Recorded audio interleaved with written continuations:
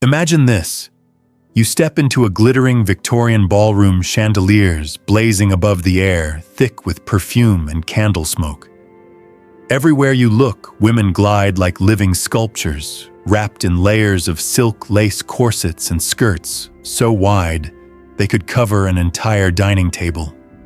They look like angels of elegance floating in hoop skirts that weigh over 40 pounds and stretch nearly 5 feet across.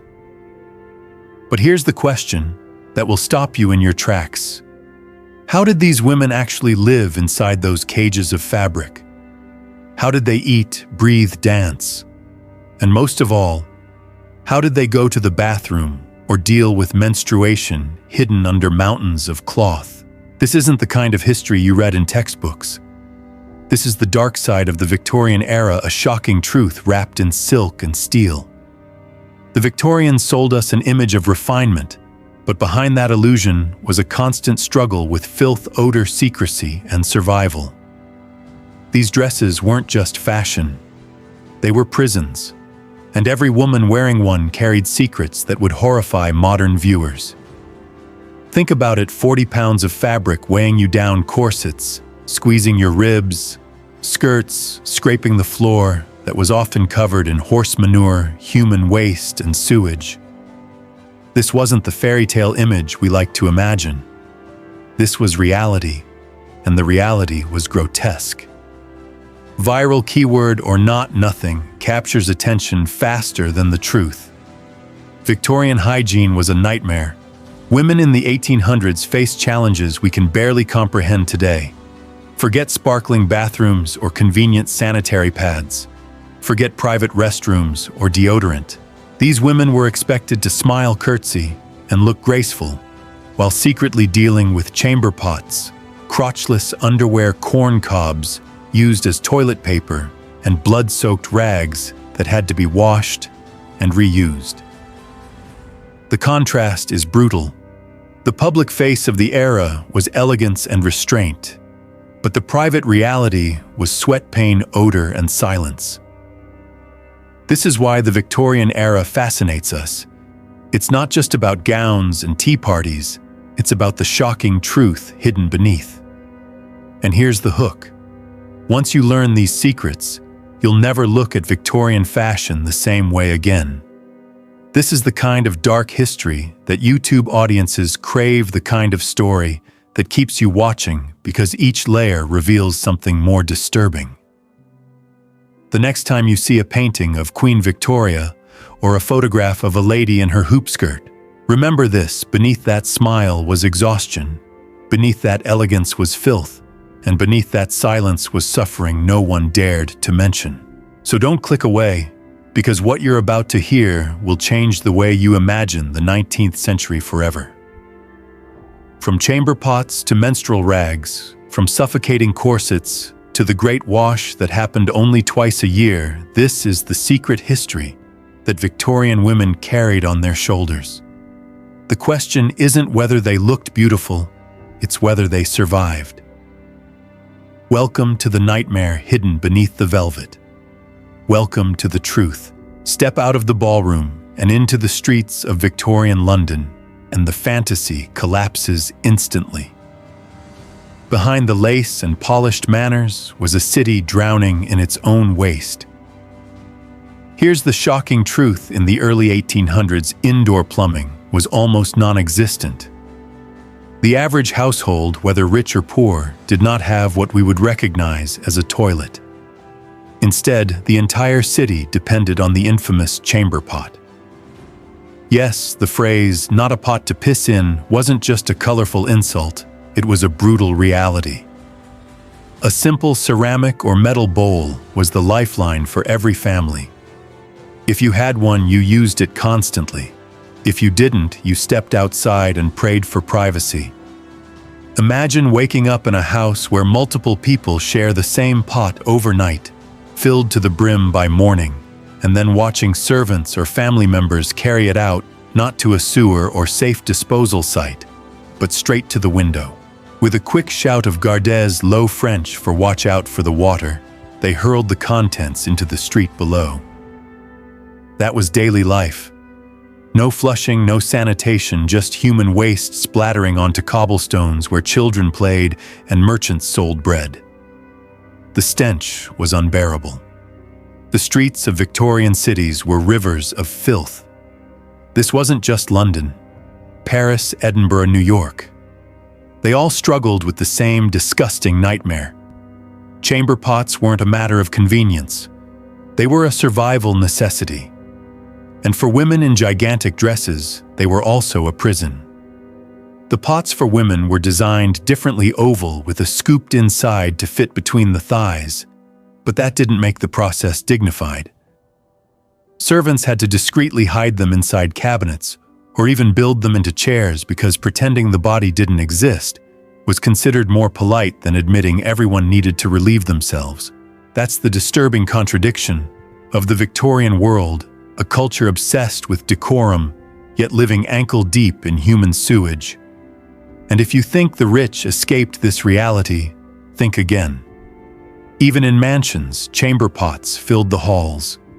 Nobles relied on servants to empty them multiple times a day, yet the waste still ended up in cesspits or tossed out windows.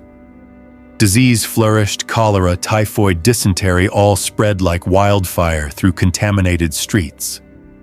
But here's the part that will blow your mind: urine wasn't just dumped.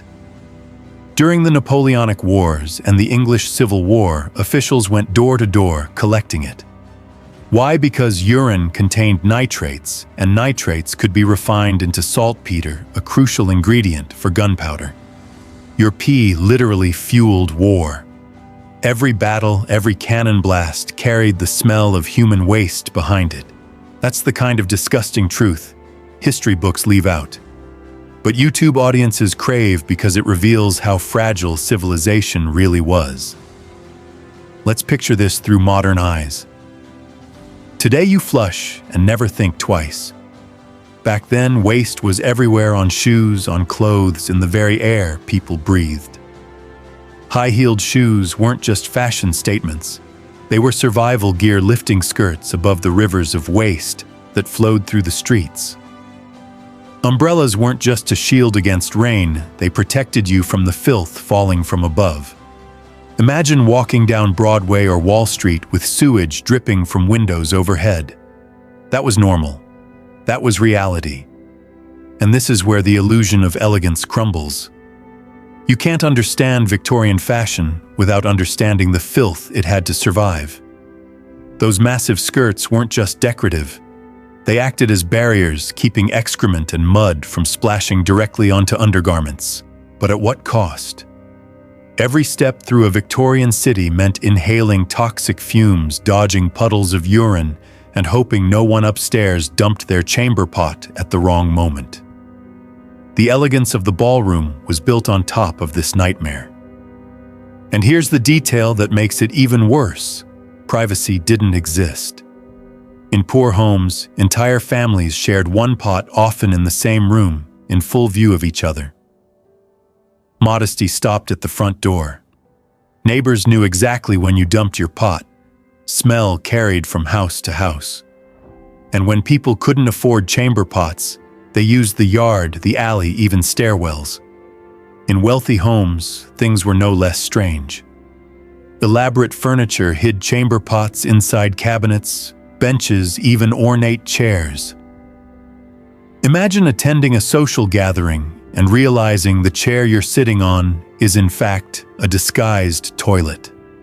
That's not historical exaggeration. That's the shocking truth. And if you think men had it easier, picture the gentlemen of high society stepping casually into the garden during parties, doing their business among the roses, then strolling back inside as if nothing had happened. All of this was normal. All of it was hidden under a thin veil of civility. This is the viral reality of Victorian hygiene, the dark history beneath the gowns and ballrooms. And here's where the story turns even darker. Waste wasn't just an inconvenience. It reshaped entire cities. Streets overflowed. Epidemics killed thousands. Governments struggled to build sewers that could handle the crisis, but by then the damage was done. Generations grew up thinking filth was normal, that stench was life itself. This is what makes the Victorian world so terrifyingly relatable. They lived in denial, pretending elegance could cover up the unbearable truth. And maybe that's why their obsession with manners and refinement was so extreme, because deep down, they knew civilization was always one step away from chaos. Think about it, under the chandeliers of the ballroom, there was always the smell of sewage seeping in through the windows. That's the contrast that defined the 19th century. They may have worn silk, but they lived in filth. They may have smiled, but behind the smiles was disease and death. The next time you complain about a public restroom being dirty, remember this. Victorians lived their entire lives without flushing toilets, without clean sewers, without privacy. They called it civilization. We call it survival. And this was only the beginning. Because if you think chamber pots were bad, wait until you discover what women wore underneath those massive skirts. The truth gets even stranger, and trust me, you won't want to miss it. Beneath the polished exterior of the Victorian era, the real nightmare was just beginning, and it started with what women wore under those mountains of fabric. Here's the shocking truth: for much of the 19th century, women didn't wear underwear at all. Yes, you heard that right.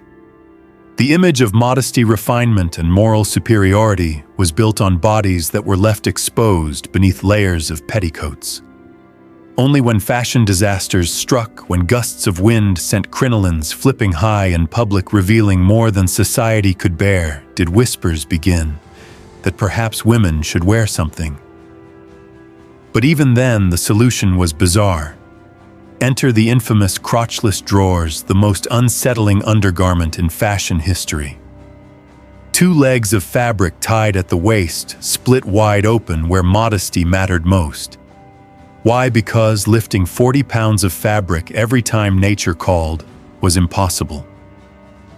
These drawers allowed women to hover over a chamber pot and let gravity do the rest. It was a design born out of desperation, not decency. And yet the hypocrisy was staggering. In an era obsessed with covering ankles and condemning even the glimpse of a woman's leg as indecent, society normalized underwear that left women exposed, vulnerable, and completely at the mercy of circumstance. Imagine the danger. One wrong step, one stumble, one lecherous gaze, and everything was revealed. This wasn't freedom. It was helplessness disguised as practicality. Now picture the ballroom again. Behind the velvet curtains in retiring rooms set aside for women, chamber pots lined the floor like silent sentinels. Maids crouched like battlefield nurses, lifting layer upon layer of fabric, while another servant slid the pot underneath. The lady herself, trapped in steel hoops and lace, could only stand helplessly, while others managed her most private bodily functions. Think about the isolation of that moment. A woman of high status admired in public, utterly powerless in private, reduced to a body propped up by servants. For the poor, the situation was worse. No retiring rooms, no careful maids, just a pot on the floor, skirts lifted hastily, and cleanup with whatever scraps were available. Old newspapers, leaves, straw, or worse. The contrast between luxury and poverty collapsed in this single reality when nature called. Everyone, no matter how rich, faced humiliation. And humiliation wasn't the only danger. Crinolines, those giant cages of steel and fabric, were literal death traps. Newspapers of the time reported women engulfed in flames when their skirts brushed too close to fireplaces or candles. Others were crushed in accidents, skirts snagging on carriages or machinery. Beneath the elegance lurked a constant threat of injury, death, and exposure. This is the viral reality of Victorian hygiene, the kind of survival secret that makes modern viewers shudder. What's worse is the silence. Women endured all of this while maintaining perfect posture, polite smiles, and an aura of grace. They were expected to act as if nothing was happening, as if their bodies did not exist. Pain was hidden beneath corsets. Filth was hidden beneath petticoats. Blood was hidden beneath silence. This silence was its own kind of prison. Men could step outside to relieve themselves in gardens. Women bound by fashion and reputation were forced into rituals of secrecy that made even basic survival feel like danger. And here's where the helplessness becomes unbearable. Society celebrated these garments as symbols of femininity, while women themselves were suffocating inside them.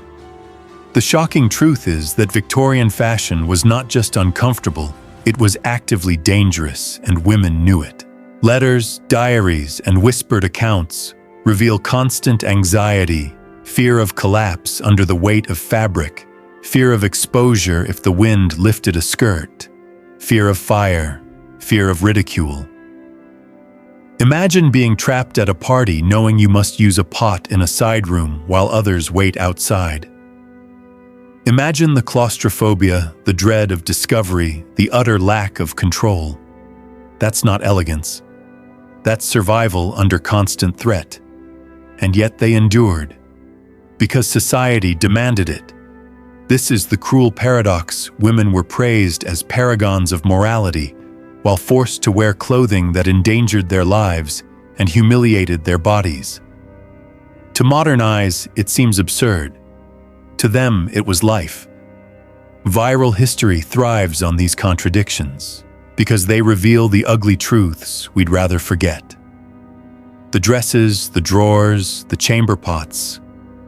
These weren't just inconveniences. They were tools of control, reinforcing that women's bodies were not their own. Every moment was choreographed by fabric, fashion, and fear. Helplessness became normal. Isolation became routine. Danger became fashion, and still society applauded. Still portraits were painted. Still poems praised their beauty. But beneath it all, every woman carried the same secret survival in silence. The next time you admire a Victorian gown in a museum, remember this. Behind the glass, that dress is not just art. It is a prison uniform. It is a reminder of how civilization can dress up cruelty as elegance. And if you think this is as bad as it gets, you're wrong. Because what came next, the way these women managed menstruation in this nightmare of fabric, was even more disturbing. If you thought chamber pots and crotchless drawers were disturbing, brace yourself, because here is the most shocking truth of all: how Victorian women managed menstruation inside those cages of fabric. Forget pads, tampons, or any modern convenience. Forget privacy, comfort, or dignity. In the 1800s, women faced one of the most brutal realities of the era, with nothing but scraps of cloth, secrecy, and silence. First, remember this fact. Victorian women actually bled less frequently than women today. Poor nutrition, relentless physical labor, and early menopause meant cycles were irregular. But fewer periods didn't mean no periods. And when that time came, it was nothing short of a nightmare. Picture yourself inside a steel crinoline layers of skirts, weighing more than 40 pounds. Corset crushing your ribs, surrounded by polite society at a ballroom. The bleeding begins. What do you do? There was only one answer: the dreaded T-bandage. This primitive contraption looked like a bikini bottom, tied at the waist, with a strip of cloth running between the legs. Stuffed inside were rags, moss sheep's wool, or whatever absorbent material a woman could find. Some even used grass. It sounds medieval because it was. These rags weren't disposable. They were washed, dried, and reused again and again, month after month, year after year. Imagine the smell, the discomfort, the constant fear of leaking in public. Women had to change them up to 20 times a day, sneaking away whenever possible, scrubbing and rinsing bloody cloths in cold water, then reusing them while pretending nothing was wrong. That's not hygiene. That's survival. And here's the disturbing twist: most women had no underwear to secure these makeshift pads. Even when drawers were introduced, they were crotchless, designed for bathroom convenience, not menstrual protection, which meant that for many women, blood simply soaked through layers of linen shifts and petticoats. On lighter days, they hoped extra fabric would absorb enough to keep stains invisible. On heavier days, it was a gamble. Can you feel the terror of standing in a crowded room, knowing a crimson mark could appear at any moment? Knowing the entire weight of Victorian shame would fall on your shoulders if anyone noticed. This wasn't just inconvenient, it was psychological torture. And silence was mandatory. In an era where even table legs were covered out of modesty, women were forbidden from speaking about menstruation. Pain, blood, and odor had to be hidden beneath silk and lace endured alone with a polite smile. Diaries rarely mention it, letters are silent, but every woman lived it. The collective silence was its own prison. And here's the cruelest irony: society admired women for their grace and composure, yet that very composure was only possible because they bled and suffered in secret, wiping themselves with moss and rags while pretending to be angels of refinement. That's not elegance. That's erasure of humanity. Now imagine the health risks. Rags reused again and again carried bacteria leading to infections we can barely fathom. Moss and wool caused irritation sores, even poisoning if improperly cleaned. And still, women had no choice. Disposable pads wouldn't appear until the late 19th century, and tampons came much later. For Victorian women, every cycle was a reminder that their bodies were liabilities to be hidden at all costs. Think about the emotional weight of that. Every month, the body betrayed them, and every month they were forced to cover it up alone in silence. This is the viral reality of Victorian hygiene, the shocking truth that destroys the polished image of the 19th century. You cannot understand Victorian elegance without knowing it was soaked, quite literally, in blood and sweat. You cannot admire the paintings of women in grand gowns without realizing those gowns concealed stains, odors, and exhaustion. And here's the detail that breaks logic entirely: for wealthier women, servants were often involved in these rituals. Imagine being forced to rely on someone else to discreetly wash your bloody rags, to dispose of water tinged red, to carry away the evidence of your suffering, while society demanded you remain silent. What would that do to your sense of dignity? What would that do to your trust in the world? This isn't history as we were taught. It's dark history, survival secrets, and disgusting reality all in one. And it wasn't just menstruation. Odor management was itself a battle. Without deodorants, perfumes had to mask the stench of sweat, blood, and unwashed bodies.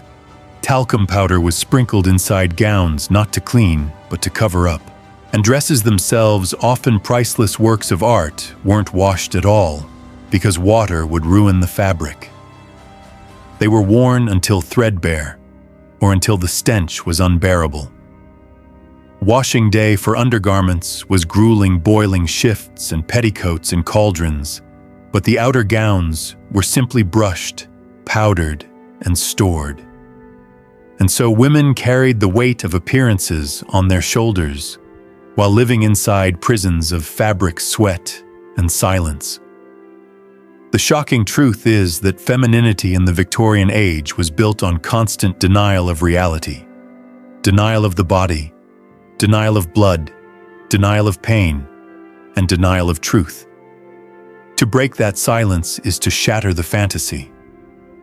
The myth of Victorian grace collapses under the unbearable smell of moss rags, the terror of crimson stains, the exhaustion of 20 daily changes, the humiliation of hiding all of it behind a forced smile. This is the point where history stops being romantic and starts being terrifying. If you've ever admired a Victorian gown, remember this: beneath the silk was suffering, beneath the lace was blood, and beneath the smile was silence. That's not just a shocking revelation. That's the destruction of everything you thought you knew about the 19th century. Empires fall, fashion fades, palaces crumble. But the scars left by daily survival never truly vanish. And nowhere is that clearer than in the aftermath of Victorian hygiene. The gowns are gone, the corsets stored in glass cases, the chamber pots long since rusted away. But the consequences, the silent trauma, the normalization of filth, the suppression of women's voices still echo in the way we think about beauty and control today. Here is the shocking truth: Victorian hygiene wasn't just an inconvenience.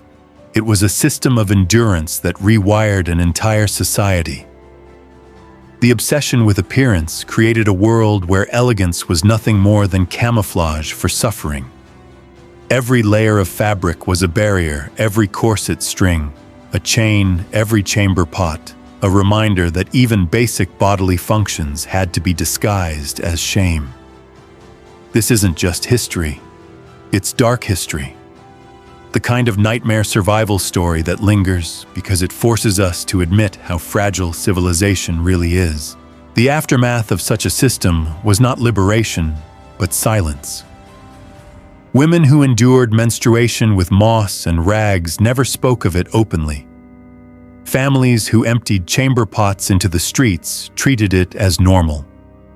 Cities that reeked of sewage convinced themselves it was refinement. The lasting consequence was denial, a culture that convinced itself that filth was order, that pain was beauty, that silence was virtue. And here is the viral reality that makes this story unforgettable: we still carry pieces of that denial today. Think of how often society still demands that women mask their discomfort, hide their pain, remain graceful even while bleeding, working, or suffering.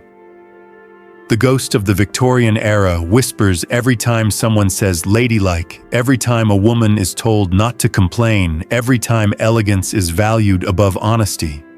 That's the haunting truth. And the echo isn't just social, it's physical. Entire generations of women were scarred by infections from reused rags, by crushed ribs from corsets, by burns from crinolines that caught fire. Death and disease walked hand in hand with fashion, but those deaths were written off as accidents or fate. Their suffering was erased from official history, but it seeped into the collective memory of women who passed down resilience as quietly as they passed down recipes. The real inheritance of the Victorian era wasn't lace or gowns. It was endurance. It was silence. It was survival at any cost. And that inheritance is why this story is so dangerous. It forces us to see the continuity between past and present. We flush toilets, now we wear disposable pads. We live with deodorants and washing machines. But beneath the comfort of modern life is the reminder that all of this is temporary. Civilization is fragile. One disruption, one collapse of systems, and we're back to chamber pots in the corner, back to moss and rags, back to silence. That's why audiences cling to stories like this, because they expose the terrifying thinness of progress. The nightmare of Victorian hygiene is not just about the past. It's about the possibility that it could happen again. And here is the most unsettling detail of all: the psychological scars outlived the century.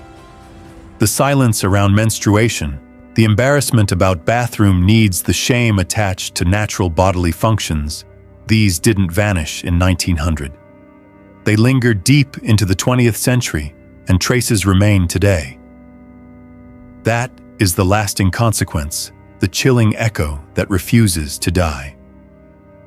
Think about how many families still treat menstruation as taboo.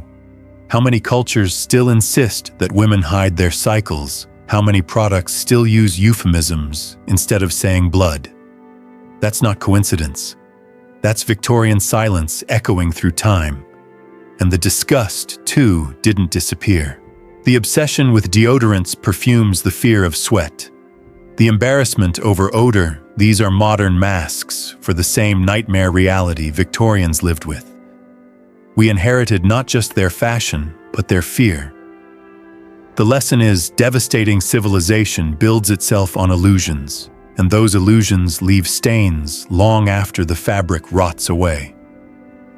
The paintings of Victorian women in shimmering gowns are displayed as art, but rarely do we acknowledge the bloodstains hidden beneath the exhaustion masked by smiles, the filth brushed away with powder. We romanticize the past because it is easier than confronting its reality.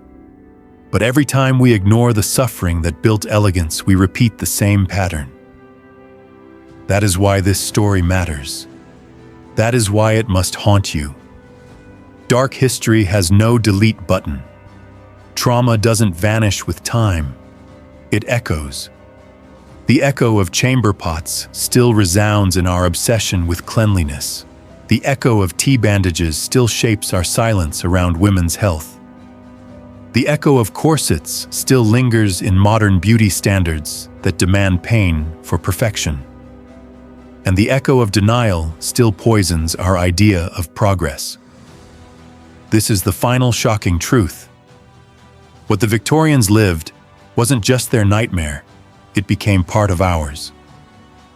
The system they built to hide pain has become a cultural reflex, a reflex that tells us to smile through suffering, to perfume over discomfort, to pretend civilization is more stable than it is.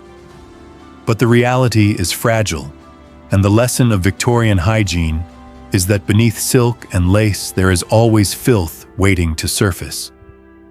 That is the aftermath, the consequence, the haunting truth that refuses to stay buried. And so I leave you with a question that is not rhetorical but essential. If elegance requires silence, if beauty requires denial, if progress rests on forgetting the suffering that built it, then are we really different from the Victorians? Or are we just better at hiding our filth?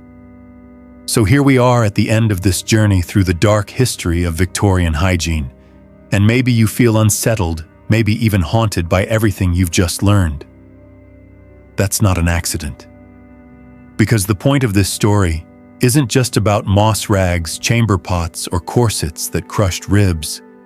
It's about what those things reveal, how a society can dress up suffering and call it beauty, how a culture can normalize filth and call it order, how people can endure humiliation in silence and call it virtue. The shocking truth is this history is not distant, it is alive, and it is written on us even now. If you've ever felt pressure to hide your pain, to smile through discomfort, to cover up something human in order to appear perfect, then you already understand the shadow of the Victorian era. The nightmare survival of those women wasn't just theirs, it echoes in us. And that echo is why this story matters. Because once you know, you can't unknow.